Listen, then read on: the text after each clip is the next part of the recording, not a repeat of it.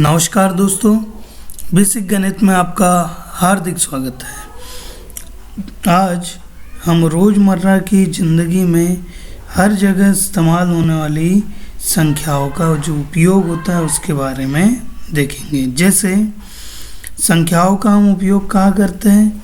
गिनती करने में, नापने में, वस्तुओं की कीमतों को जानने में, दूरी नापने में, समय की गणना करने में, इन सब चीज़ों में आप संख्याओं का उपयोग करते हो। दरअसल संख्याएं होती क्या है, इन चीज़ों को देखेंगे तो संख्याएं क्या हो जाएगी, एक ऐसे गणितीय मान होगा जो हमें गिनने, मापने और गणना करने में उपयोग में आता है। जैसे उसी को दोबारा से अगर समझा जाए तो क्या हो जाएगा, ये एक टाइप का साइन या वैल्यू होगी या चिन्ह या मान होगा जिसका उपयोग हम गिनने में, माप करने में, क्रम बताने में, गणना करने में करते हैं।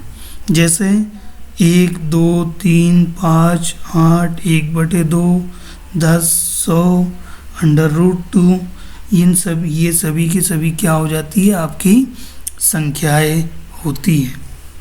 अब हम देखते हैं कि कई छात्र गणित से डरते हैं क्योंकि उन्हें ये पता ही नहीं होता है कि कौन सी संख्या किस प्रकार की है। यदि आप यह समझ गए तो गणित आसान हो जाता है, प्रश्नों को जल्दी से समझा जा सकता है।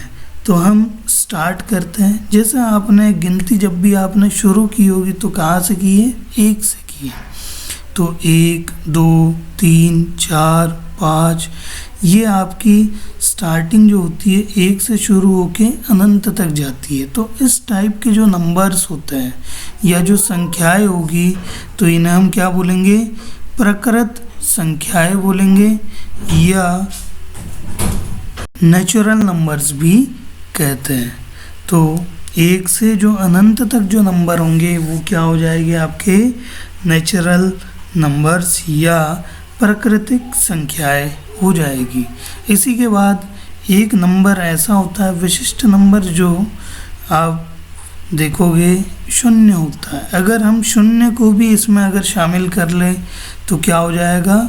ये पूर्ण संख्याएं बन जाएगी। जैसे प्रकृत संख्याओं के साथ अगर 0 को शामिल कर लिया जाए तो ये पूर्ण संख्याएं बन जाएगी, जिसे हम होल नंबर भी कहते हैं। जैसे उदाहरण के लिए 0, 1, 2, 3, 4, 5 यहाँ से लेके अनंत तक जो भी नंबर्स होंगे ये हो जाएंगे होल नंबर्स में। तो इन दोनों के बीच में अगर रिलेशन देखें तो इन दोनों में आपकी काउंटिंग जो होती है वो नंबर्स तो सेम होता है, लेकिन प्रकृत संख्या में 0 नहीं होता और पूर्ण संख्या में 0 होता है। अब पूर्ण संख्याओं के आगे हम बढ़ते हैं। तो जैसे आप लोगों ने कभी किसी के ऋण के बारे में देखा होगा या तो कभी नेगेटिव टेम्परेचर, यानी कि जब बहुत ही ठंडी होती है तो क्या हो जाता है, तापमान न्यूनतम नेगेटिव में चल जाता है। तो इन चीज़ों के बारे में भी हम सीखेंगे। तो नेगेटिव टेम्परेचर्स के बारे में देखिएगा। नेगेटिव नंबर क्या हो जाएंगे? जब सभी पूर्ण संख्याएं और नेगेटिव जो नंबर है इन दोनों के कॉम्बिनेशन से जो हमको मिलता है, जो संख्याएं हमें मिलती है उसे हम क्या बोलते हैं? इंटीजर बोलते हैं। तो इसमें क्या होगा?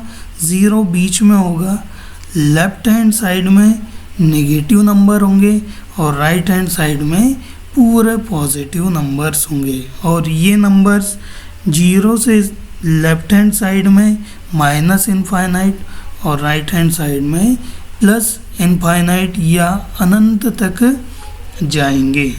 अब इसी के बाद जब आपने संख्याओं के बारे में देखा, लेकिन जब भी दो संख्याओं के बीच में आप देखते हैं कुछ ना कुछ तो होता है। या आपने अगर एक पिज़्ज़ा है तो पिज़्ज़े के पार्ट्स अलग अलग कर दिए तो उसमें भी जो पार्ट्स होंगे उनको भी कुछ ना कुछ बोला जाता है। तो इनके बारे में भी देखते हैं, जिन्हें हम या तो भिन्न से या तो दशमलव से शो करेंगे। तो सबसे पहले इन संख्याओं में देखेंगे फर्स्ट परिमेय संख्या। तो परिमेय संख्या क्या होती है उसे देखिएगा, या इसी को बोला जाता है रेशनल नंबर।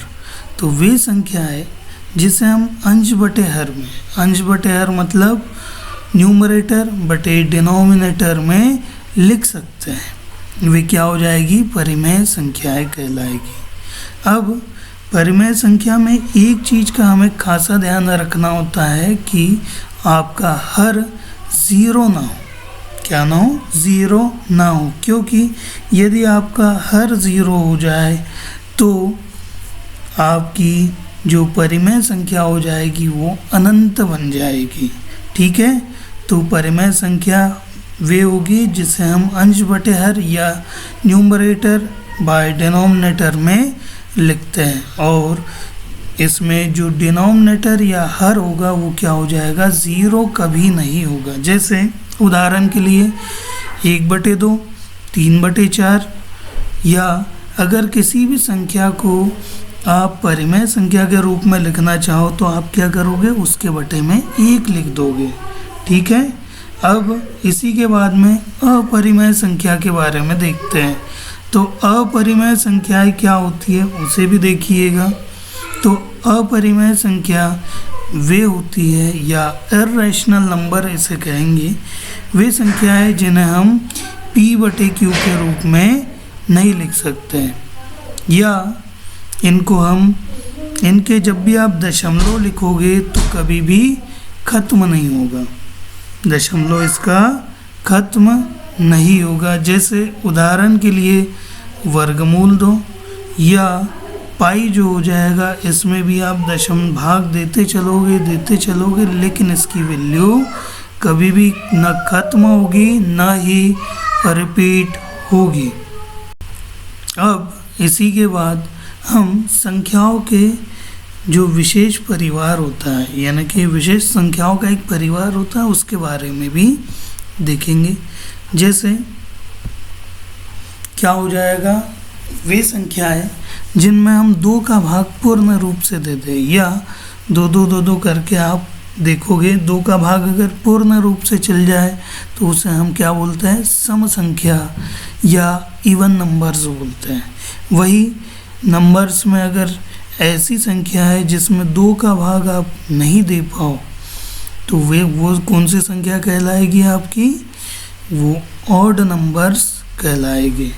ठीक है, अब इसी के बाद हम नेक्स्ट देखेंगे जिसमें भाज्य और अभाज्य संख्या के बारे में भी देखेंगे। तो भाज्य में क्या हो जाएगा, जिसके गुणनखंड जो है 2 हो सकते हैं, मतलब या तो 1 उसका गुणनखंड होगा और खुद स्वयं होगा। जैसे उदाहरण के लिए आप 7 को जब देखते हो तो 7 के गुणनखंड क्या हो सकते हैं, 1 होगा और 7 होगा। लेकिन अगर कंपोजिट नंबर के बारे में देखेंगे या भाज्य संख्या के बारे में देखोगे तो उसके गुणनखंड क्या होंगे, 2 से अधिक होंगे। मतलब यहाँ 6 देखिए, तो 6 के गुणनखंड क्या होंगे, 1 होगा, 3 होगा और 2 हो जाएगा। तो 2 से अधिक इसके गुणनखंड होंगे। अब इसी के बाद में हम 2 नंबर्स को जब देखते हैं तो एक बहुत ही शानदार नंबर होता है जो सम संख्या भी होता है और साथ में अभाज्य संख्या भी होता है। मतलब ये प्राइम नंबर भी होता है और इवन नंबर भी होता है। अब इसी के बाद और कुछ नंबर्स, जैसे कुछ रियल नंबर्स होते हैं और कुछ इमेजिनरी नंबर्स भी होता है। तो रियल नंबर्स में क्या हो जाएगा, अभी आप लोगों ने देखा होगा परिमेय और अपरिमेय संख्याएं। तो परिमेय और अपरिमेय संख्याएं जो होती है वे क्या हो जाएगी, रियल नंबर के अंतर्गत आएगी। लेकिन यदि आपकी रियल नंबर्स में अगर कोई भी आयोटा, यानी कि यहाँ पे जो आई दिया हुआ है, अगर वो लगाओ, मतलब आई का मतलब होता है वर्गमूल में -1, तो ये जब भी आपको दिया होगा तो इमेजिनरी नंबर आपका बन जाएगा। अब हम इसके बाद कुछ क्वेश्चंस को देखेंगे कि हम देख पाए कि आप लोगों ने क्या क्या सीखा। तो फर्स्ट क्वेश्चन, क्या संख्या वर्गमूल 3 परिमेय संख्या है या अपरिमेय? तो आप बताइएगा। तो वर्गमूल 3 क्या हो जाएगी? अपरिमेय संख्या। जब भी परिमेय और अपरिमेय का मतलब क्या होता है? परिमेय मतलब जब आप इसे अंश बटे हर के रूप में विभक्त कर पाओ, लेकिन इसे आप अंश बटे हर के रूप में विभक्त कर पाओगे क्या? नहीं कर पाओगे। इसी के बाद 17 देखिएगा, क्या यह एक अभाज्य संख्या है या भाज्य संख्या है? तो 17 भाज्य है या अभाज्य है? तो 17 क्या हो जाएगी? आपकी अभाज्य संख्या, क्योंकि इसमें केवल 1 का और 17 का ही भाग जाता है। इसी के बाद में 22/7 किस प्रकार की संख्या है? तो चूँकि हम नॉर्मली 22/7 को क्या बोल देता है? पाई बोल देते हैं, लेकिन आप देख पा रहे होगे कि 22/7 क्या है? अंश बटे हर के रूप में लिखा गया है, तो ये क्या हो जाएगी? एक परिमेय संख्या हो जाएगी।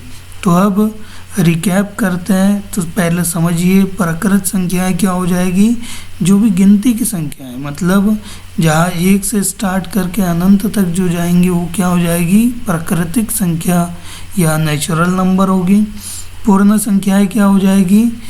जिसमें प्राकृतिक संख्या प्लस 0 हो, तो 0 1 2 से 1 2 3 4 0 उसमें ऐड हो।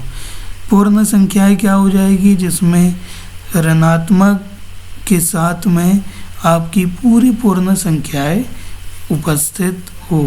परिमेय संख्या जिसे हम अंश बटे हर के रूप में लिख दें। अपरिमेय संख्या जिसमें दशमलव खत्म न हो और दशमलव के बाद में संख्याएं खत्म न हो और उसमें किसी भी टाइप की पुनरावृत्ति ना हो, यानी रिपीटेशन ना हो दशमलव के बाद। भाज्य और अभाज्य संख्याओं को देखा कि भाज्य संख्याएं वे हो जाएगी जिसमें गुणनखंड क्या हो? 2 से अधिक हो, और अभाज्य क्या हो जाएगी? जिसके गुणनखंड केवल 2 ही हो। और इसी के बाद संयुक्त संख्या, और हमने संयुक्त संख्या मतलब भाज्य संख्या के बारे में देखा, साथ ही सम और विषम के बारे में भी देखा। जिसमें 2 का भाग चल जाए वो हो जाएगी सम संख्या, जिसमें 2 का भाग न जाए वो क्या हो जाएगी? विषम संख्याएं हो जाएगी। तो इस प्रकार हमने संख्याओं के बारे में ऊपर से केवल नॉर्मली बेसिक तरीके से देखा। अब इसी के बाद में अगली क्लास में हम इन संख्याओं को और अच्छे तरीके से देखते चलेंगे। चलिए ठीक है, धन्यवाद। अगली क्लास